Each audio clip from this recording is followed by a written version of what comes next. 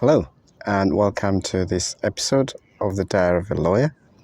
And I want to cover the report in the Human Rights Watch publication that touches and concerns the alleged potential crimes against humanity, as they put it, where apparently those alleged mass killings of Ethiopian migrants at the Yemeni south borders by the Saudi Arabian guards.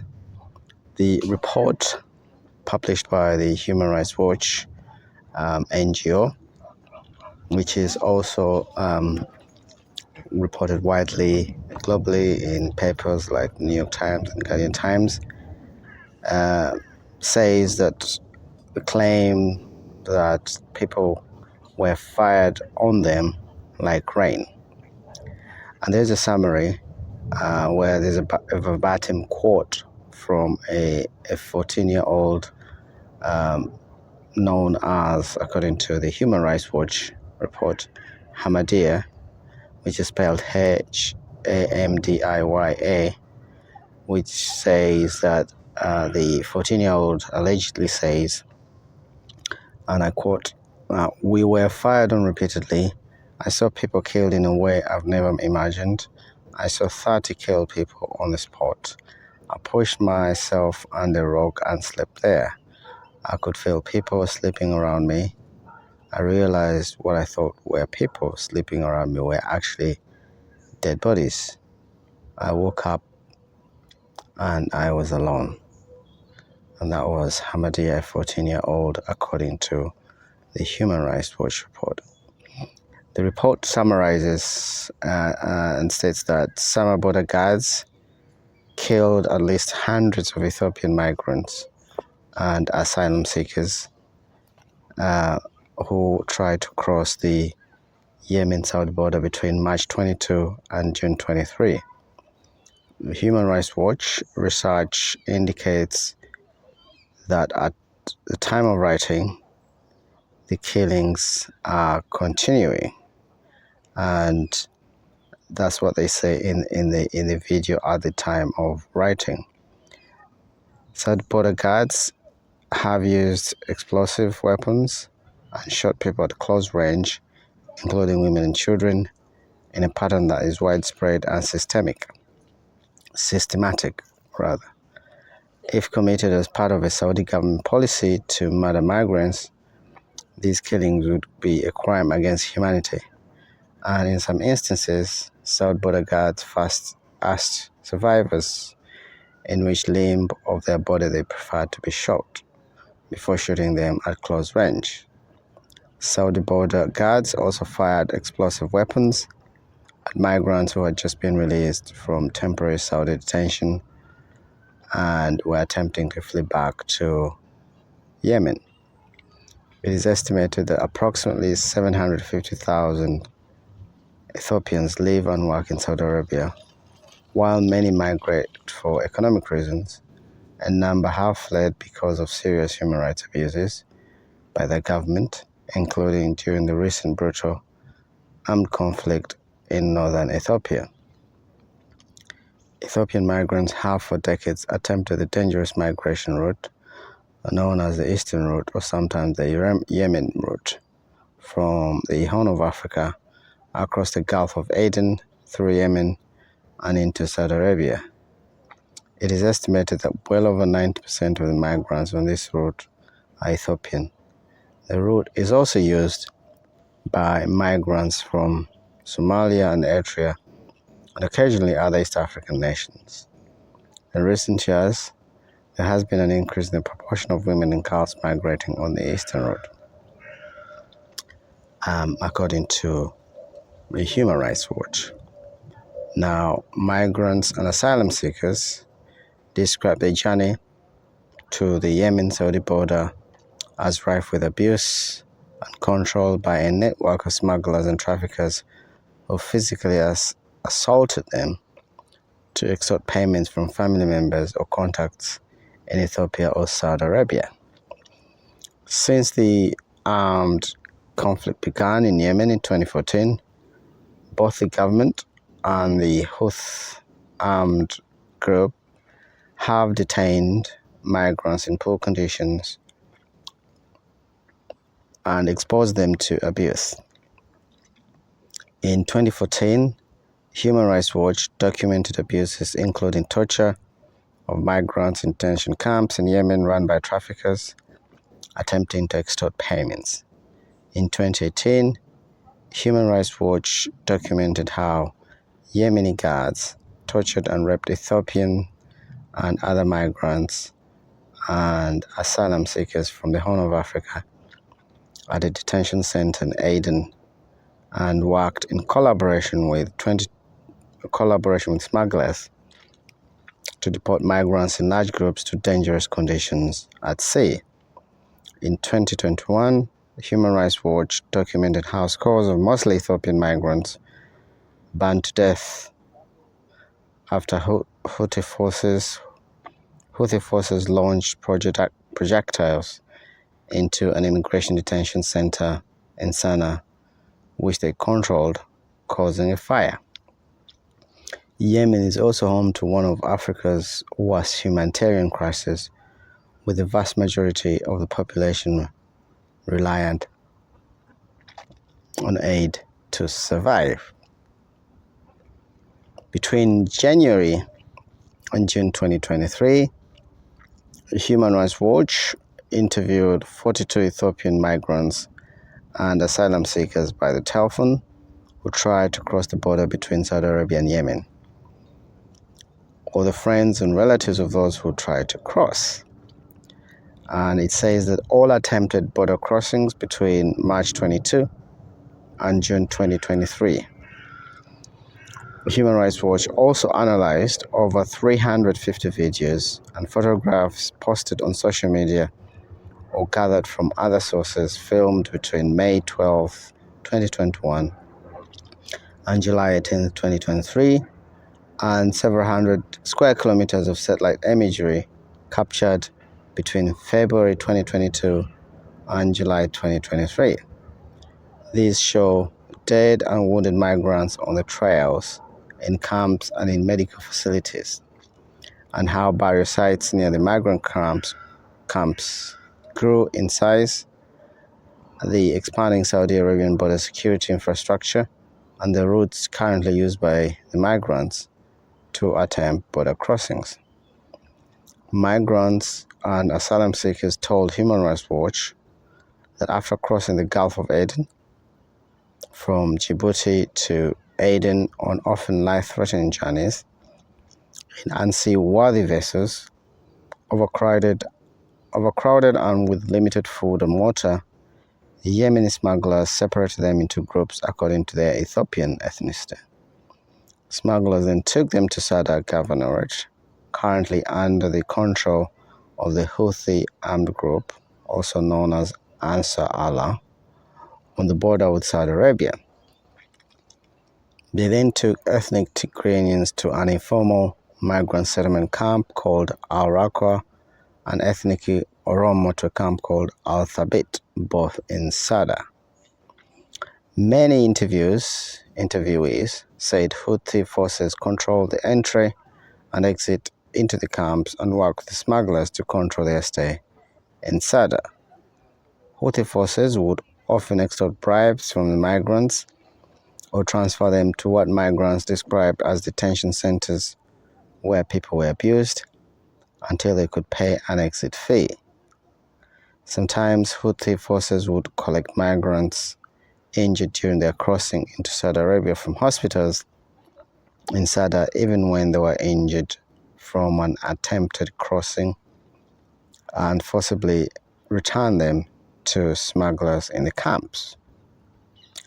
Interviewees say that the camps in Sada contain tens of thousands of migrants waiting their turn to cross the border in Saudi Arabia. Many women and children regularly made crossing attempts in groups of up to 200 people. Migrants who traveled in large groups told Human Rights Watch that their groups had more women than men and a number of unaccompanied children. Those unable to pay the smuggler fees in full were often forced to lead the group and consequently were the most likely to be injured or killed by explosive weapons attacks or shootings. Saudi border guards were often sighted either patrolling the border area, holding rifles, or in cars or large vehicles with what interviewers said looked like rocket launchers mounted on the rear. Many migrants say they saw cameras tracking their movements mounted on what looked like street lamps on the Saudi side of the border.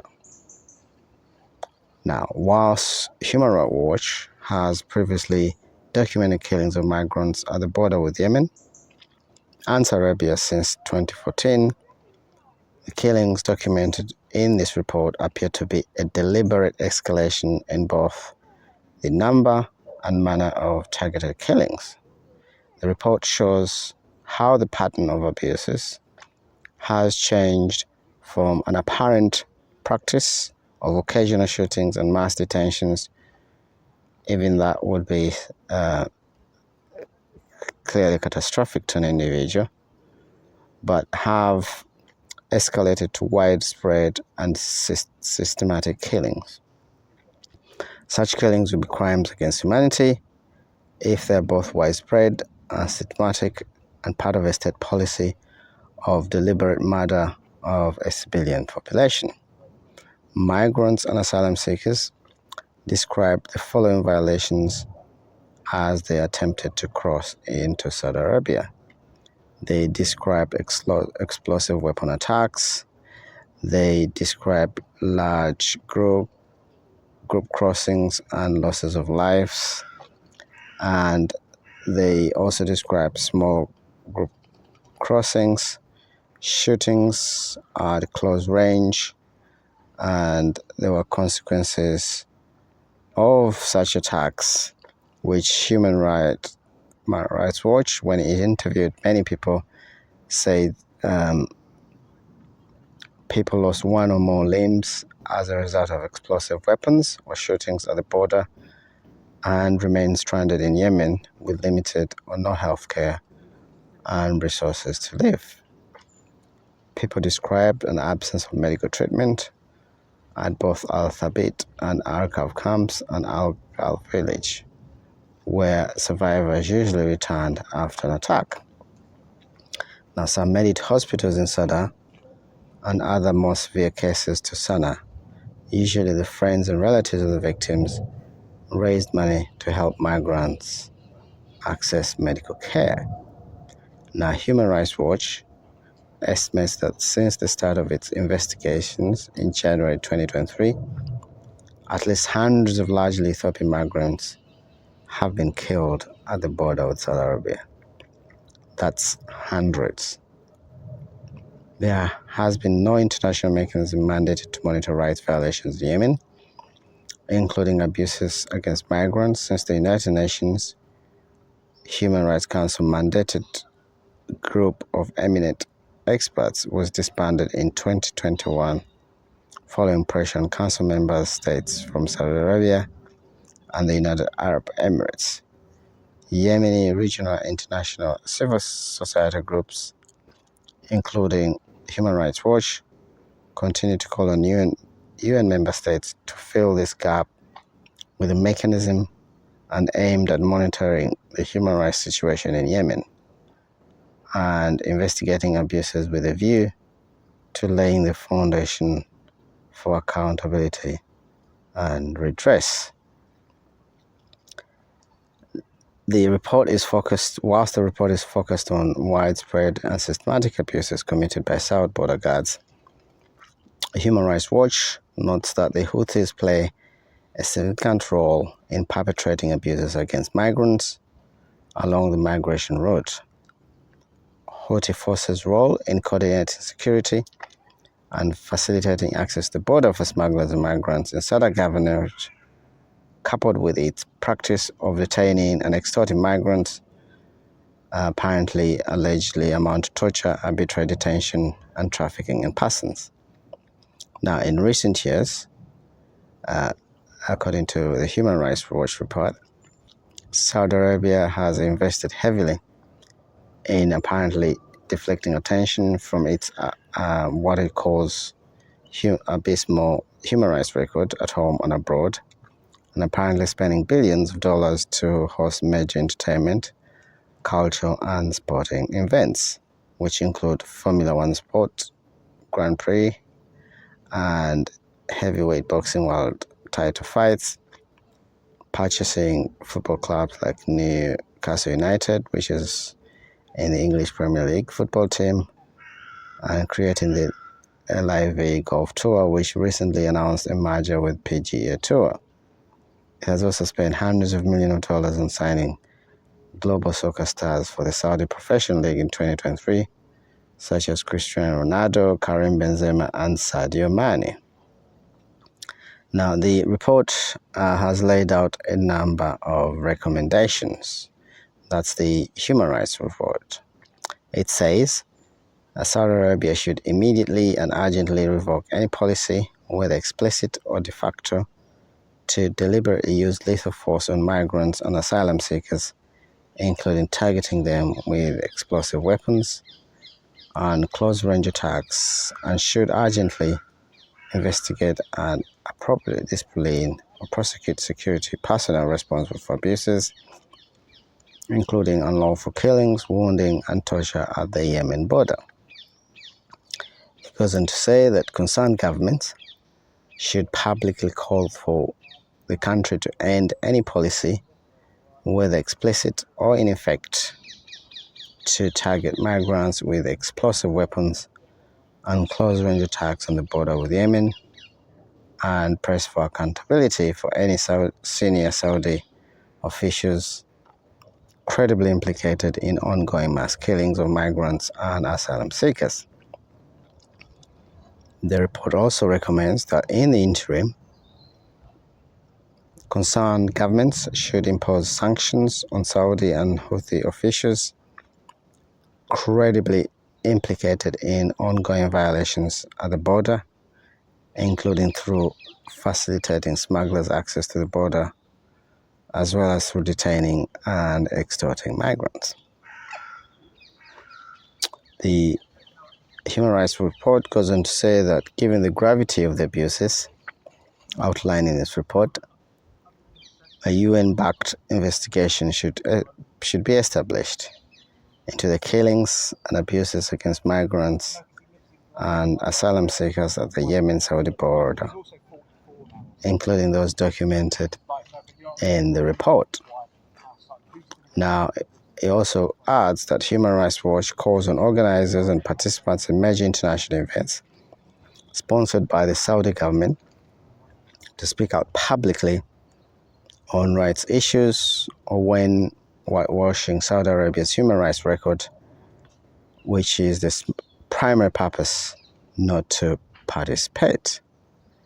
The report concludes that for many years, Saudi Arabia has been one of the world's largest arms importers, and concerned governments should suspend any transfers of arms and other military equipment to Saudi Arabia, including arms, training, and maintenance agreements, and suspend any ongoing military training and cooperation with Saudi border guard units.